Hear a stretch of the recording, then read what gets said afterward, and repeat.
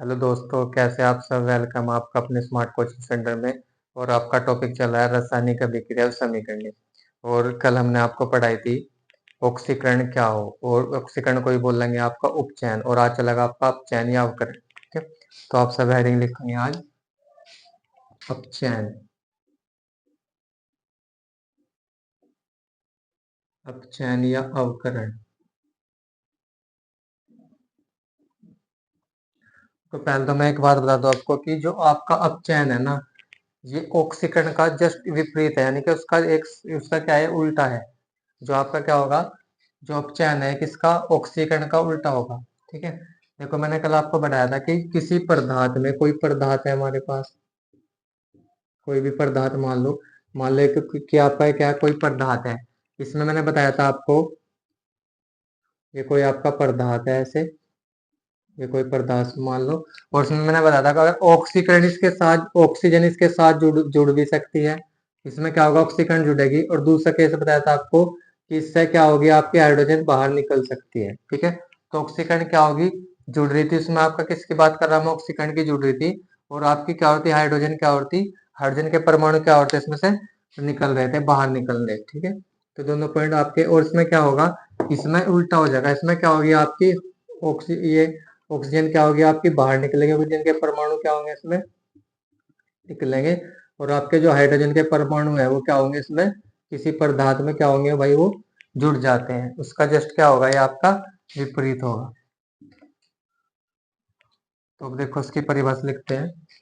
देखो इसमें क्या होगा, वह प्रक्रिया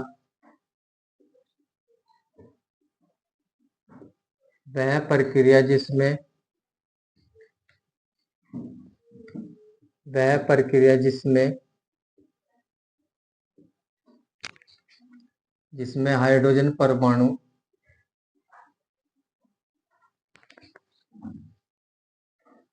वह प्रक्रिया जिसमें हाइड्रोजन परमाणु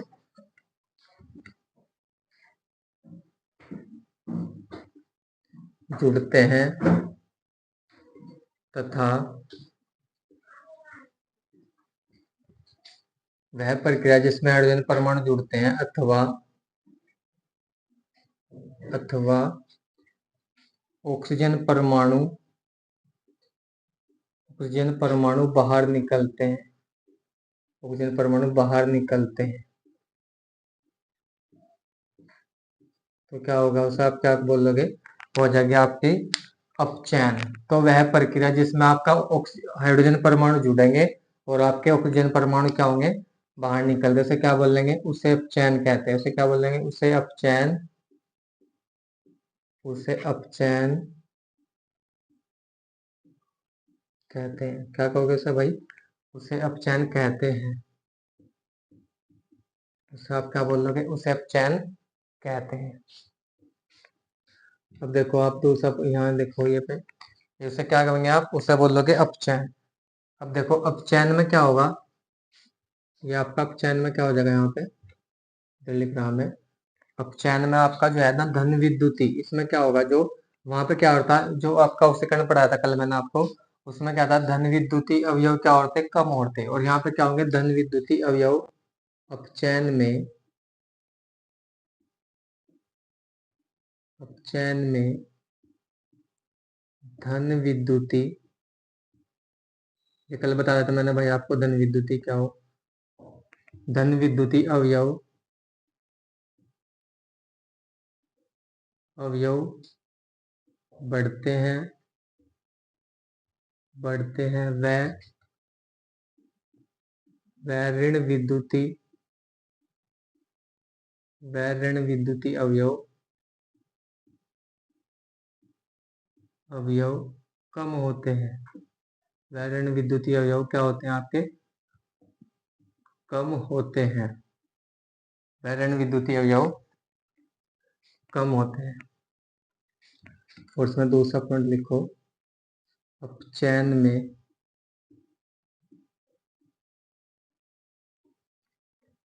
अपचयन वह प्रक्रिया है, अपचयन वह प्रक्रिया है, अपचयन वह प्रक्रिया है जिसमें,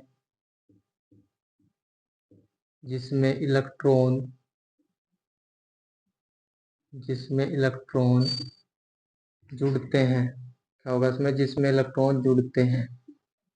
ठीक है, क्या होगा अपचयन, क्या होगा अपचयन वह प्रक्रिया जिसमें इलेक्ट्रॉन जुड़ते हैं। ठीक है भाई, ये दोनों पॉइंट आपको याद रखने हैं। और तीसरा पॉइंट क्या याद रखना है इसमें, अपचयन में, अपचयन में तत्व की ऑक्सीकरण, ऑक्सीकरण संख्या, ऑक्सीकरण संख्या, ऑक्सीकरण संख्या घट जाती है। ऑक्सीकरण संख्या क्या होगी, घट जाती है। तो क्या होगा आपका, इसमें क्या होगी, ऑक्सीकरण संख्या क्या हो जाएगी आपकी भाई, घट जाती है। और ऑक्सीकरण में ऑक्सीकरण संख्या क्या होती है, वहां पर बढ़ रही थी, और यहाँ पे क्या होगी, ऑक्सीकरण संख्या घट जाती है। ठीक है, और आप इसका स्क्रीनशॉट ले लो, फिर इसके बाद में आगे सब कंटिन्यू करते हैं।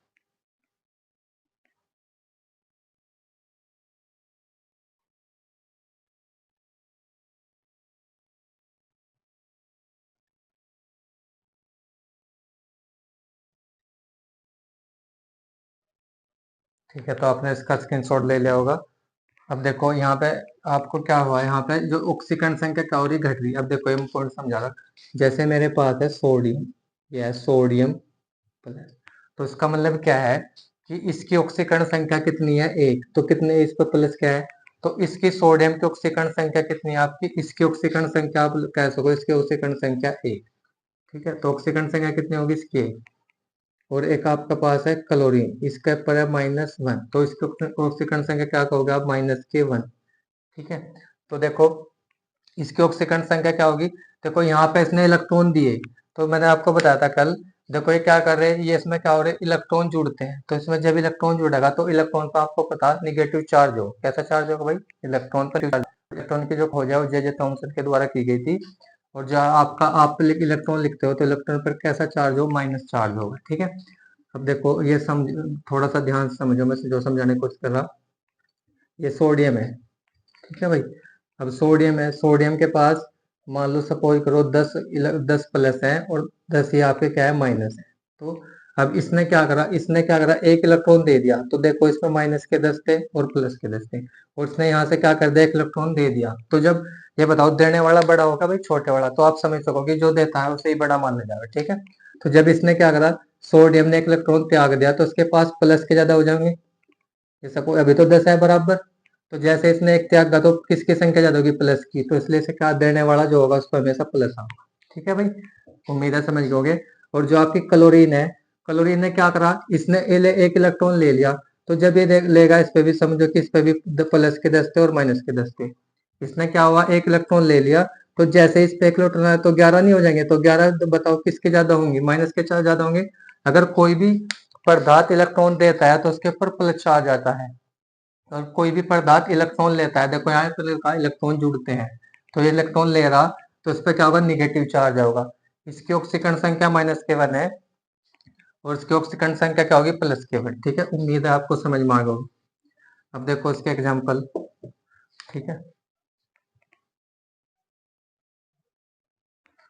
अब देखो इसके एग्जाम्पल देख लो भाई, पहला एग्जाम्पल क्या होगा इसका,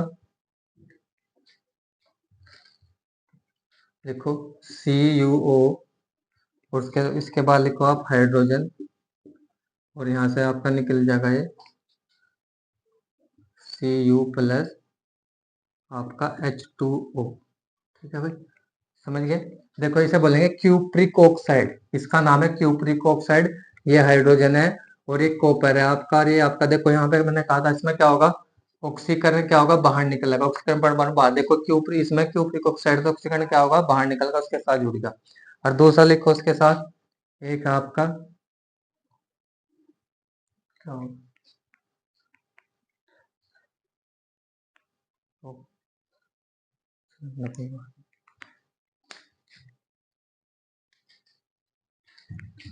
अब देखो ये हाइड्रोजन है सल्फर है, तो आपका क्या बनेगा, H2S, तो इसका नाम हो जाएगा आपका हाइड्रोजन सल्फाइड, हाइड्रोजन सल्फाइड। और ये क्या है, ऐसे क्या हो गया, दलदली के ऐसी बोल लेंगे, और इसमें से ऐसी गंध आए जैसे आपके सड़े हुए अंडों में से आती है, तो ऐसे बोल सको आप दलदली, या हाइड्रोजन सल्फाइड है इसका नाम भाई, हाइड्रोजन सल्फाइड।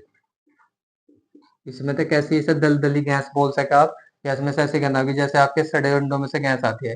ये आपकी हाइड्रोजन और ये सल्फाइड होगी, ये क्यूप्रिक ऑक्साइड है, ये अकार्बनिक है। क्या है भाई? ये अकार्बनिक। ठीक है, तो उम्मीद है वीडियो आपको अच्छी लगी होगी। तो वीडियो को देखें, लाइक कमेंट और सब्सक्राइब जरूर करें, अपने दोस्तों को भी शेयर करें।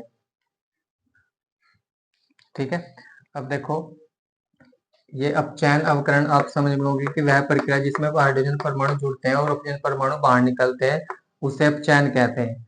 ठीक है, और इसमें क्यूप्रिक ऑक्साइड अकार्बनिक है। ठीक है, तो वीडियो को लाइक कमेंट और सब्सक्राइब जरूर करें।